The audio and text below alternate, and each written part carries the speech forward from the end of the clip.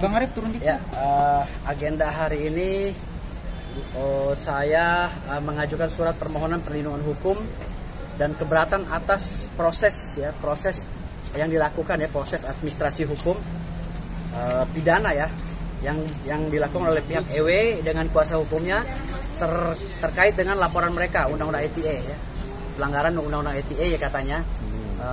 Karena live Instagram yang dilakukan oleh klien kami Tiara Marlin, ini artis terkenal di Indonesia yang mereka akhirnya membuat laporan. Saya sudah melayangkan surat kepada pihak Kapolda Metro Jaya, kepada Direskrimum dan Direskrimsus untuk memberhentikan proses penyelidikan ini, karena ini cacat formil, cacat hukum. Tidak bisa dilaksanakan proses penyelidikan dengan cara-cara yang tidak memenuhi hukum acara. Gitu. Artinya di sini syarat-syarat dalam administrasi hukum pidana itu tidak ditempuh dengan dengan maksimal. Tidak diberikan surat somasi terlebih dahulu, ya kan? Tidak. Pokoknya banyak dugaan pelanggaran yang dilakukan oleh EW dengan kuasa hukumnya. Ya, yang sekarang ini saya ajukan protes dengan mengajukan surat permohonan perlindungan hukum ya, gitu.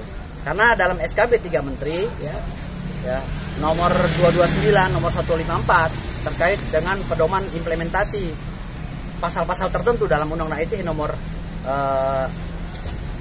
19 tahun 2016 itu harus si korban yang melaporkan, karena ini delik aduan absolut ya, harus korban.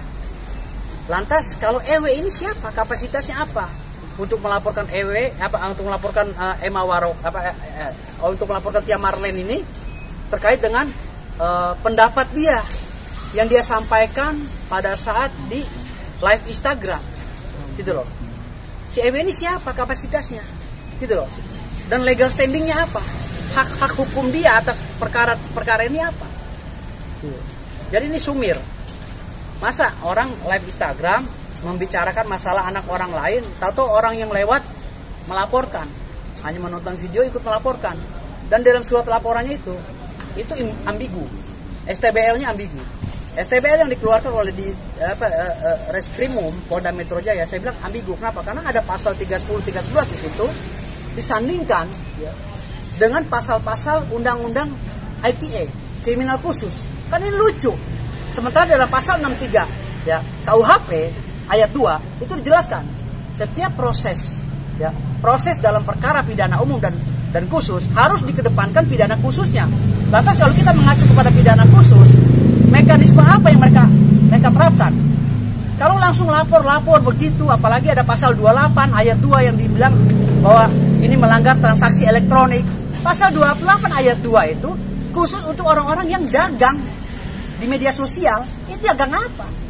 Ngedagangin si EW, mempromosin si EW biar laku gitu, jadi artis, enggak kan? Tiara Marlin hanya berpendapat. Di dalam pasal 27 ayat 3 angka 1 dan 4 ini baca dengan baik, gitu loh. Dia hanya berpendapat, gitu. Artinya pendapat seseorang tidak bisa dijadikan delik aduan. Apalagi yang mengadukan ini bukan orang-orang yang masuk dalam ranah itu, bukan keluarganya si Vanessa Angel. Lantas dia cari panggung, ya kan, di media sosial, live Instagram, bicara-bicara bahwa klien kami ini katanya akan jadi tersangka dan sudah jadi tersangka. Dia live Instagram dengan meng-capture ya, dengan memberikan bahasa-bahasa yang menurut saya menjustifikasi klien saya ini, sehingga klien saya ini tercemar dan jatuh harga dirinya di tengah masyarakat. Ini yang perlu saya pulihkan. Namun hari ini juga selain saya melaporkan, selain saya mengajukan surat permohonan perlindungan hukum kepada Kapolda Metro Jaya, saya juga berniat akan melaporkan EW, melaporkan kembali. Namun sesuai dengan pasal 27 Undang-Undang ITE, saya menahan itu dulu sampai ada keputusan daripada proses penyelidikan atas laporan EW terhadap klien saya ini, artis papan atas, Tiara Marlin. Ya, jadi perlu kalian ketahui ini artis papan atas, bukan papan penggilasan kayak ya titik-titik ya kan, gitu. Jadi gitu ya. Jadi saya perlu jelaskan ini kita terus melakukan perlawanan. Apabila nanti suatu saat pelaporan mereka ini tidak sesuai dengan administrasi hukum, sesuai apa yang dituangkan dalam KUHP, ya, maka kami akan lapor balik. Kami akan melakukan lapor balik dengan pasal yang sama. Itu. Kami tidak akan diam. Sebelumnya mau ada rencana somasi dulu. Tidak perlu somasi karena bukti-bukti sudah ada dan ruang untuk melapor baliknya sudah dibuka oleh mereka dengan adanya laporan mereka ini.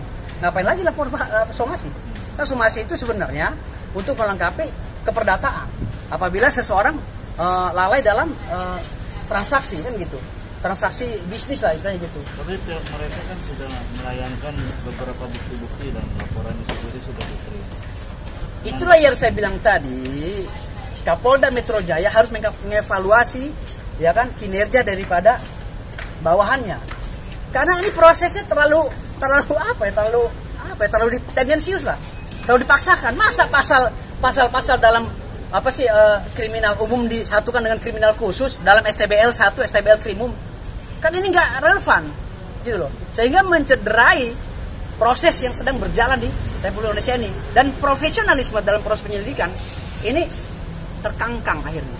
Melihat laporan kalau kita masih santai-santai aja ya Bang ya, Iya. biasa aja, enggak ini. Cuman sangat merugikan sekali sih buat aku, gitu, merugikan. Iya. Gara-gara ini kan dia panggungnya akhirnya jadi terkendala kan, dia nih mau sama Michael Jackson segala. bukan itu, kita kan biasanya nggak ada bulian bener-bener sekarang gila banget buliannya, tapi aku diabaikan aja biasa. Yang penting kita di sini ngikutin maunya dia aja dulu deh gitu. Kalau aku sih enggak ini. pengetahuan teteh itu kejadiannya gitu. Kejadian Yang awal mulanya mereka laporin. gini ya, aku tuh awal Ditanya oleh fans, ditanya oleh fans Live gitu Instagram. kan, lagi live Instagram. Jadi gimana pendapat nih, katanya Kak jadi hak waris gitu kan. Terus aku juga nanya sama driver aku kan, gimana nih kalau misalkan aku salah ngomong lagi banget. Nggak apa-apa, ngomong aja. Lu maki-maki juga nggak masalah, di sini maki-maki aja, orang ada wartawan. Jadi aku bilang gini, ada yang nanya gini, netizen tuh, itu kenapa sih kok namanya si Gala diganti jadi Gala apa gitu, lupa ya, sama Pak Dodi kan diganti. Terus aku Gala Ajania. Azania. Terus aku bilang gini, ya kita nggak usah ikut campur. Tapi setahu aku sih itu kan hamil duluan, aku bilang gitu kan, udah 5 bulan. Intinya begini, di dalam pasal 27 ya, Undang-Undang ITE sesuai dengan SKB 2 Menteri, bahwa beliau ini sedang berpendapat, dan orang berpendapat itu tidak boleh dijadikan delik gitu loh. Nggak bisa, orang pendapat ditanya oleh orang kan begitu. Kecuali orang sengaja membuat video untuk mencaci maki tanpa ada pertanyaan dan pendapat, itu baru murni unsurnya gitu. Tapi ini kan orang nanya pendapat gitu loh. Makanya sekarang ini orang lagi main bola ya kan, orang pemain bola ini lagi ribut atau yang nonton ikut-ikutan, kan salah. Inilah yang kalau saya boleh menganalogikan seperti itu gitu loh. Artinya di sini saya sudah bicara sama klien saya gitu, kamu nggak usah takut karena dalam adagium saya, Vox Populi Vox Dei, suara kebenaran ada suara Allah Subhanahu Wa Taala, jadi nggak usah takut. Jadi lawan terus, apa yang kita takut? Kalau menurut analisis abang tadi, lanjut gimana kan? Kelar. Udah gitu. Terus mendatangi ke lokasi atau gimana? Ke lokasi Ke rumah Pak Haji Faisal. Awalnya aku kan undang Pak Dodi awalnya bikin podcast itu Bang. Iya. Bikin podcast. Yang video kamu nangis di videoin sama seseorang yang mau kita laporin ini. Ya, ntar jadi itu video kamu udah disebar tanpa izin. Iya, ntar terus aku kan udah ngundang Pak Dodi, tapi saya harus ngundang Pak Haji Faisal juga dong, kan bikin podcast gitu. Oke, itu permintaan dari netizen juga. Walaupun nggak ada permintaan dari netizen, aku pasti ngundang Pak Haji Faisal. Akhirnya saya nelpon Pak Haji. Pak Haji diundang ke rumah, tapi Pak Haji nggak bisa karena banyak tamu terus kan ke rumah. Akhirnya saya yang diundang sama Pak Haji ke rumahnya. Akhirnya saya datang, saya janjian Pak, nanti pertanyaannya apa aja Mbak, katanya gitu kan. Nanti pertanyaannya yang setuju Bapak aja, nanti kita bicarakan dulu di rumah gitu. Akhirnya kita datang ke rumahnya Pak Haji di situ. Terus saya kan pas datang biasa nggak dari luar, nggak, pas salaman terus megang ngusapin ini kepala Gala gitu kan, diambil video sama asisten aku, ngambil video di situ. Terus dari situ kita lah ngobrol, udah cuma sedikit doang sih video, nggak ada yang Pak Haji lagi ngobrolin Pak Dodi, nggak ada. Saya nggak mungkin dong ngambil video sembarangan ya gitu. Kalau video itu cuma kita saking pengen membuktikan buat ditaruh di Instagram gitu ke netizen bahwa kita ini sudah tiba di rumahnya Pak Haji, itu aja ngambil videonya. Nah setelah itu saya udah 1 jam ngobrol sama Pak Haji situ, anaknya turun, si Puji itu turun gitu ya, disuruh salaman sama bapaknya, ini salaman Mbak Tiara ini nih. Kamu Akhirnya ngomongin dia, aja kamu diancam digorok Ini apa siapa? segala sama si P itu. ini siapa sih Oh, katanya? ngomongin aja, nggak usah Ini takut di tim wartawan. Dodot, Ngomong ngapain, aja. ngapain masukin orang ini, kata si Puji itu, ngapain? Ini udah jelek-jelekin Puji loh di podcastnya. Bahas yang Kamu mau tentang digorok baju. sama siapa kemarin? Dia ngancam, kamu saya gorok, ngomong aja. Jangan takut, ngomong aja di wartawan, ngomong aja. Terus udah gitu, ya salaman dulu, kamu gitu Puji, kata Pak Haji. Kita baik-baik loh sama Pak Haji. Kita ngobrol udah Bukan 1 yang jam. kamu mau digorok itu loh, diancam, lu ntar lu gorok gitu. Iya nanti aku kan Cerita. biar Iya. ngalur Bang ceritanya, jangan ini gitu loh. Iya. Terus udah gitu dia tetap nggak mau salaman ya udah nggak apa-apa gitu kan. Akhirnya Puji ya nunjuk kan ini ya gitulah, banyak ngomongnya tuh banyak banget gitu di situ. Terus mana tadi ngambil video, terus HP aku diambil, dirampas gitu. Aku langsung buka kan passwordnya, langsung dihapus. Tapi di HP aku yang nggak ada, yang di HP-nya Juni kan, Juni itu yang pasti tahu ya. Juni yang wartawan itu Ya. kan dia biasa ngedit video aku. Video aku emang yang ngambil video itu asisten, terus Juni juga ngambil, terus ngambil itu yang pas masuk aja, nggak ada yang lain-lain. Yang dia yang dihapusin. Kalau yang di HP aku kan asisten tuh yang ngambilin, nggak dihapus, masih ada kok, masih aku simpen. Takutnya nanti ke depannya gitu kan video apa kan di ngomongnya ngambil di seluruh rumah di videoin kan, nggak ada, itu bohong. Semua bohong. Terus udah gitu dia nunjuk, lu siapa? Aku mau salam aja. Ih, katanya sampai tangan aku digini nih sama dia, sama si Puji itu. Siapa lu katanya? Jadi kayak aku tuh kayak sampah di situ, kayak dia kayak bau lah gitu ada aku di situ. Awalnya dari situ, Bang. Nah, dari situ akhirnya di situ oke lah deh. Kak Tiara minta maaf. Belum minta maaf nih di situ. Ngapain lu katanya bikin podcast bahas apa yang masalah baju dipakai sama Mayang. Yang itu. Terus aku bilang, kenapa ya kok Puji bisa negor siapa Mayang seperti itu, kan Mayang ada kandungnya Vanessa, kenapa seperti itu? Nah dia nggak terima dibahas di situ. Lu udah mojokin gue katanya, lu harus bisa gue ini lo gugat lo, itu udah masuk pidana lo katanya. Lu nggak ngupload di channel lu kok nggak izin sama gue katanya gitu. Gue tuh lagi berduka tahu, job tipe banyak loh katanya. Saya nggak ambil tuh katanya ini. Taunya besok dia ini. Terus udah gitu dari situ ya udah aku di situ minta maaf. HP aku kan udah di. Terus kamu yang mau digorok sama siapa tuh? PJ. Ntar lu gorok, ceritain dulu. Ya nanti itu terakhir kan mau pulang itu mah. Iya. Mau pulang. Iya. Udah jangan sepanjang lebar deh, itu aja cerita yang gorok aja. Enggak, dulu. biar tahu Bang, soalnya kan belum tahu. Jadi dikiranya aku tuh langsung ngomong yang Hamidun itu. Iya, Jadi iya. nggak awalnya di situ. Nah, akhirnya saya kan udah minta maaf. Nangis, aku minta maaf di situ. Ya udah deh, Kak Tiara, karena tujuan Kak Tiara di sini mau menyumbangkan walaupun sedikit rezeki Kak Tiara untuk gala. Satu ya, terus satu silaturahmi, apa pengen nyumbang itulah walaupun sedikit gitu. Oke, terus ya udah kalau Kak Tiara salah minta maaf ya. Harus sekarang ini juga bikin klarifikasi, minta maaf. Kata si PJ, kata si PJ. Iya, pokoknya sama semuanya. Kata si PJ Aku ya. langsung bikin loh, udah keluar dari rumah gitu langsung bikin, minta maaf. Terus di situ pun aku salaman, aku diterima salaman sama dia.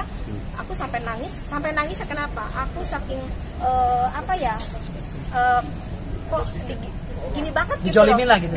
Aku niat baik kesini kok diginiin banget sama anak kecil gitu loh, gitu. Terus udah gitu, oke lah kita pamit pulang ya, Nah, dari situ pulang. Emang yang inisial PJ. ya PJ itu dia ngomong ke kakak ipar saya. Bilang gimana? Hati-hati loh, ini saudaramu kalau besok dia ngeluarin berita-berita nggak benar saya. Katanya gitu. Iya, digorok. Ya. Ada kata gorok, Nah, itu nggak tahu, aku nggak ngerti Kayak apa begini, itu. lehernya gini. tapi nggak ada kata Nggak gorok. ada kata Nggak gorok. ada, kalau ngomong cuma gini aja. Cuma gini doang. Dia Ah. mau ini mau ngelap daki. Kalau besok ngeluarin berita, Ngelap daki dia. berita nggak berita ramai berita lah Iya. gitu. Tahunya baru aja 10 menit keluar dari rumahnya di mobil, lihat di TikTok banyak yang nge-tag aku kan. Akhirnya di situ, akhirnya anaknya malah yang di situ kan, tahu nggak? Ini orang katanya kucluk-kucluk datang tanpa diundang. Terus minta maaf sama gue, untung karena ke orang tua gue baik katanya gitu. Kalau gue itu udah nggak tahu malu ya gitulah. Jadi PJ itu mengeluarkan statement di TikToknya dia sehingga viral. Dan video beliau ini sedang nangis itu dicolong oleh Ya, lagi nangis itu oknum yang akan kita laporkan nanti. malah dia yang Udah ngambil menyebar video kemana-mana. aku lagi minta maaf, lagi Iya. nangis itu lagi minta Ini maaf. kan tanpa loh. izin dia mengambil video. Jadi malah aku langsung dipasang di instastorynya si I gitu kan. Jadi akibat permasalahan hukum ini sehingga I itu memunculkan siapa ya? PJ atau F tuh? Si I itu siapa ya? yang itu kulit donasi siapa sih? I IC udah. M ya. Ya, iya. Oh, iya loh yang ini yang dipasang di ini. FJ bukan PJ. FJ. F ya, bukan PJ. Bukan. Terus aku ngomong gini ke ke orang tuanya. Langsung WA, Bapak, kan kita udah maafan nih tadi di rumah, minta tolong dong Pak, itu si Ade F gitu ya, tolong dong jangan jawab komentar netizen tuh seperti sama aja mau maluin saya, kan kita udah maafan, saya udah klarifikasi loh, ini linknya, saya kirim linknya loh. Jadi udah klarifikasi, ya Mbak sabar ya, kata orang tuanya gitu, sabar ya Mbak sabar, mungkin dia masih labil, mungkin masih anak-anak lah gitu, mungkin dia masih inget yang podcast kemarin Mbak Tiara, jadi dia masih inget, ya kan kita udah maafan dong, kan kalau gitu Pak saya malu dong, kalau gitu dia kayak pengen niat maluin saya gitu loh, udah gitu, ya udah Mbak saya udah larang kok Mbak, malah dilarang makin ada lagi, jadi disematkan lagi Bang, di situ, jadi aduh banyak. Jadi di situ ada siapa aja teh? Ada EW kan? Ya dari situ mulainya langsung lah dari situ mulai langsung saya live EW. Tahu nggak ini Ada EW ada di situ. Ya itu si F dulu ya, si anaknya si bapak itu. Enggak, maksudnya yang laporin ini kan EW. Iya EW Apakah yang dia ada di lokasi? Ada dia, tapi saya udah 1 jam dia baru datang. Si I juga justru MI. Oh gitu MI. Itu baru datang itu justru dia langsung ke atas ngobrol sama si anaknya si bapak itu gitu. Intinya sih begini intinya, biar nggak panjang lebar, intinya begini ya. Permasalahan laporan yang sumir ini dan cacat hukum ini membuat klien saya ini agitasinya tambah buruk. Yaitu agitasinya tambah buruk dalam peristiwa hukum ini, dan kami akan lapor balik. Makanya kami menunggu proses penyelidikan ini, dan saya sudah melayangkan surat agar ini di SP3. Kalau ini tidak terbukti, ingat, kami akan lakukan laporan balik. Karena telah merugikan nama baik klien kami sebagai artis papan atas, terkenal di dunia, bahkan hampir ke akhirat. Siap. Oke, siap Bang.